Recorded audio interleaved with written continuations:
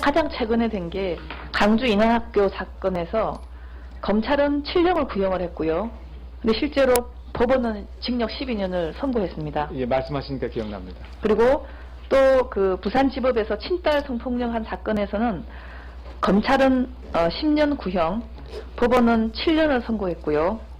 또한 최근에 인천지법에서는 또 의붓딸을 성폭행 사건에 대해서 검찰은 또 7년을 구형하고 또 법원은 10년을 구형하고 이런 식으로 상당히 어떻게 보면 유사한 사건임에도 불구하고 검찰의 구형도 왔다 갔다 하고 또 법원의 그 선고도 왔다 갔다 하고 해서 사실 비슷한 거면 그게 비슷하게 나와야 되는데 아무리 사안이 다른다 하더라도 그랬을 때 혹시 이렇게 검찰 구형, 법원 선고 간에 왜 이렇게 간극이 있는지 혹은 유사한 성폭력 사건에 대해서도 법원이 이렇게 다른 판단을 내리고 있는지에 대해서 좀 의견을 밝혀주시기 바랍니다. 예, 개별적인 사건에 대한 내용을 제가 다 파악하고 있지는 못합니다만 저의 재판 경험에 비추어 보면 사실 이런 특히 아동이 포함된 그 성폭력 사건은 그 유형이 매우 다양합니다. 따라서 그 사건마다 그 예를 들면은 아동의 연령이라든지 가해자와의 관계 아니면 범행 횟수 이런 객관적인 지표 이외에 여러 가지 양형 요소가 있기 때문에 그 보도된 내용만 가지고는 바로 비교하기는 어려운 것 같습니다. 다만 한 가지 말씀드린다면 예전에는 법원에서 그 선고하는 형량이 거의 천편일률적으로 구형량보다 적었습니다. 그러나 아시는 것처럼 지금 양형 기준이 만들어진 이후에는 지금 지적하신 것처럼 검찰의 구형량보다도 높은 선고형이 나오고 있는 그런 추세라는 점만 말씀드리고 싶습니다. 하지만 현재 실제로 외국의 사례를 보면 정말 그 평생을 감옥에 갈 정도로 심각하게 나오는 데 비해서 국내에서는 지금 최고로 된 게 15년 정도고요. 실제로 양형 기준만 본다면 무기까지도 가능합니다. 심각한 사건에 대해서는. 그렇지만 그 어떤 국민의 눈높이보다는 턱없이 양형 선고를 하는 게 낫지 않나 하는 게 지금 중론이거든요. 거기에 대해서는 좀 어떻게 생각하십니까? 저도 제가 1년간 미국에서 유학을 한 적이 있습니다. 그때 그 미국의 그 성폭력에 대한 양형을 보고 매우 놀란 경험이 지금도 생생합니다. 그런 경험에 비춰본다면 우리의 양형이 다소가는 그 약하다라고 말씀하신 지적에 대해서는 저도 수긍하는 바가 있습니다만 앞서 말씀드린 것처럼 그 양형이라는 것이 개별 사건에서의 구체적인 상황을 도에 지나설 수 없는 것이고 또 과거에 그 상당히 양형이 낮았던 것이 지금 양형 기준이 만들어지면서 상당히 상향 조정되고 있는 단계이기 때문에 앞으로 지적하신 문제점은 단계적으로 해소가 될 수 있지 않을까 이렇게 지금 기대하고 있습니다. 혹시 거기에 대해서 법원이나 이런 곳에서 좀 더 이렇게 유사한 사건에 대해서도 제가 볼 때는 양형이 상당히 달라서 어떻게 보면 운이다라고 같이 보는 경우도 있어요. 그래서 그런 거를 좀 더 이렇게 골고루 비교적 합리적으로 납득할 수 있는 그런 식으로 비슷하게 선고를 할 수 있는 어떤 제도적 방안이 있나요? 말씀드린 양형 기준이 있고요. 또 하나는 지금 형사 판결을 일종의 그 데이터베이스화해서 법관들의 경우에는 그것을 다 열람할 수 있게 되어 있습니다. 보도를 통해 보면 아마 곧 개인정보 보호를 해서 곧 일반에게도 공개가 된다고 들었습니다만 지금 법관들은 그 유사 사안을 전부 컴퓨터를 통해서 확인을 해서 양형을 하는 것으로 알고 있습니다. 이런 문제는 여러 가지 조금만 기다려 주시면 상당 부분 해소될 것으로 기대하고 있습니다. 그리고 실제로 이런 어떤 선고의 문제도 있겠지만, 이제는 보안 처분 부분에서도 우리 새누리당에서는 이제 신상 공개 같은 경우에 지번까지 확대를 해서 자세히 나오고, 그 다음에 위치 추적 장치나 신상 공개를 소급 적용까지 하는 문제를 생각을 하고 있습니다. 그리고 주치 성범자에 대한 심신미약 감경을 아예 금지를 시키고 13세 미만 아동과 장애인한테만 적용되는 공소시효를 특수강간 절도 등 아주 재질이 나쁜 성범죄, 살인 문제까지 확대하는 것도 지금 생각을 하고 있습니다. 혹시 우리가 이런 것을 했을 때 현재 상태에서 법적으로 어떤 위헌의 소지가 있다든지 혹시 그런 부분에 대해서는 어떻게 생각하십니까? 만약에 그런 부분을 형사처벌로 인식을 한다면 형벌 불소급의 원칙 때문에 위헌 문제가 생길 것으로 생각됩니다. 다만 지금 말씀하신 것처럼 그것이 형사처벌이 아니고 어떤 사회보호를 위한 보완처분이라고 본다면 달리 볼 여지가 충분히 있다고 생각하는데요. 다만 지금 전자발찌와 관련돼서 현재 이 소급 적용에 대한 문제가 헌법재판소에 계류 중인 것으로 알고 있습니다. 제가 헌법재판관 후보자로서 여기서 구체적으로 뭐 그러다 옳다라고 말씀드리는 것은 조금 어렵다는 점은 좀 이해해 주십시오. 어차피 지금 말씀하시는 대로 대부분 사람들도 이것이 보안 처분이냐 형벌이냐 부분에서 누구나 다 지금 명쾌한 답을 못 내린 것 같습니다. 그래서 물론 아직까지 이게 재판이 나지는 않았지만 본인은 좀 더 어느 쪽에 가깝다고 생각하십니까? 이런 위치 추적 장치나 신상 공개 이런 부분들이.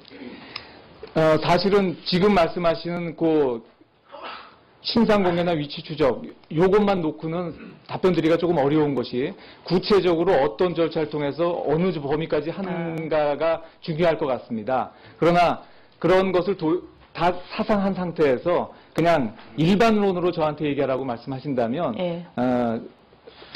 현재로서는 오히려 보안 처분 쪽에 가깝지 않나라는 것이 그냥 현재로서는 개인적인 생각입니다만 뒤에 혹시라도 제가 재판을 담당하게 된다면 구체적인 법안의 내용과 그 여러 가지를 비교 형량해서 최종 판단이 내려져야 될 것 같습니다. 네, 이상입니다.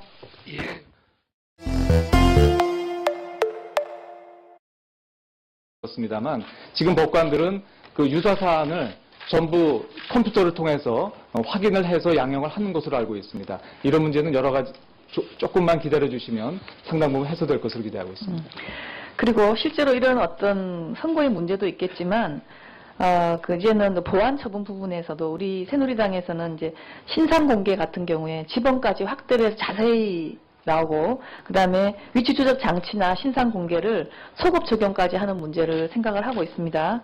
그리고 주치 성범자에 대한 심신미약 감경을 아예 금지를 시키고 13세 미만 아동과 장애인한테만 적용되는 공소시효를 특수강간 절도 등 아주 재질이 나쁜 성범죄, 살인 문제까지 확대하는 것도 지금 생각을 하고 있습니다. 혹시 우리가 이런 것을 했을 때 현재 상태에서 법적으로 어떤 위헌의 소지가 있다든지 혹시 그런 부분에 대해서는 어떻게 생각하십니까? 이후에는 지금 지적하신 것처럼 검찰의 구형량보다도 높은 선고형이 나오고 있는 그런 추세라는 점만 말씀드리고 싶습니다. 하지만 현재 실제로 외국의 사례를 보면 정말 평생을 감옥에 갈 정도로 심각하게 나오는 데 비해서 국내에서는 지금 최고로 된 게 15년 정도고요. 실제로 양형 기준만 본다면 무기까지도 가능합니다. 심각한 사건에 대해서는. 그렇지만 그 어떤 국민의 눈높이보다는 틈없이 양형 선고를 하는 게 낫지 않나 하는 게 지금 중론이거든요. 거기에 대해서는 좀 어떻게 생각하십니까? 저도 제가 1년간 미국에서 유학을 한 적이 있습니다. 그때 그 미국의 그 성폭력에 대한 양형을 보고 매우 놀란 경험이 지금도 생생합니다. 그런 경험에 비춰본다면 우리의 양형이 다소가는 약하다라고 말씀하신 지적에 대해서는 저도 수긍하는 바가 있습니다만 앞서 말씀드린 것처럼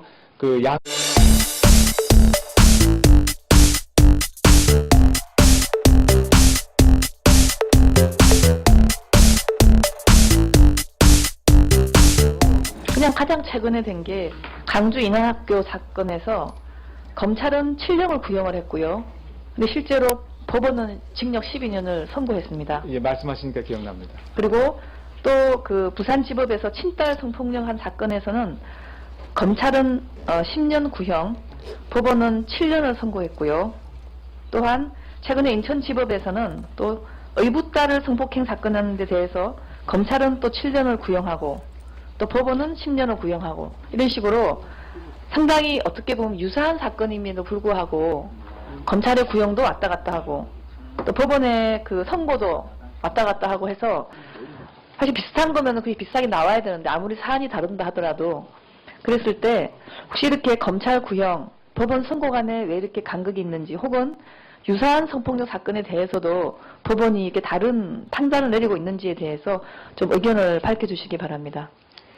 예, 개별적인 사건에 대한 내용을 제가 다 파악하고 있지는 못합니다만 저의 재판 경험에 비추어 보면 사실 이런 특히 아동이 포함된 그 성폭력 사건은 그 유형이 매우 다양합니다. 따라서 그 사건마다 예를 들면은 아동의 연령이라든지 가해자와의 관계 아니면 범행 횟수 이런 객관적인 지표 이외에 여러 가지 양형 요소가 있기 때문에 보도된 내용만 가지고는 바로 비교하기는 어려운 것 같습니다. 다만 한 가지 말씀드린다면 예전에는 법원에서 선고하는 형량이 거의 천편일률적으로 구형량보다 적었습니다. 그러나 아시는 것처럼 지금 양형 기준이 만들어진 양형이라는 것이 개별 사건에서의 구체적인 상황을 도외 지나칠 수 없는 것이고 또 과거에 그 상당히 양형이 낮았던 것이 지금 양형 기준이 만들어지면서 상당히 상향 조정되고 있는 단계이기 때문에 앞으로 지적하신 문제점은 단계적으로 해소가 될 수 있지 않을까 이렇게 지금 기대하고 있습니다. 혹시 거기에 대해서 법원이나 이런 곳에서 좀 더 이렇게 유사한 사건에 대해서도 제가 볼 때는 양형이 상당히 달라서 어떻게 보면 운이다라고 같이 보는 경우도 있어요. 그래서 그런 거를 좀 더 이렇게 골고루 비교적 합리적으로 납득할 수 있는 그런 식으로 비슷하게 선고를 할 수 있는 어떤 제도적 방안이 있나요? 말씀드린 그 양형 기준이 있고요. 또 하나는 지금 형사 판결을 일종의 그 데이터베이스화해서 법관들의 경우에는 그것을 다 열람할 수 있게 되어 있습니다. 보도를 통해 보면 아마 곧 개인정보 보호를 해서 곧 일반에게도 공개가 된다고 들었습니다.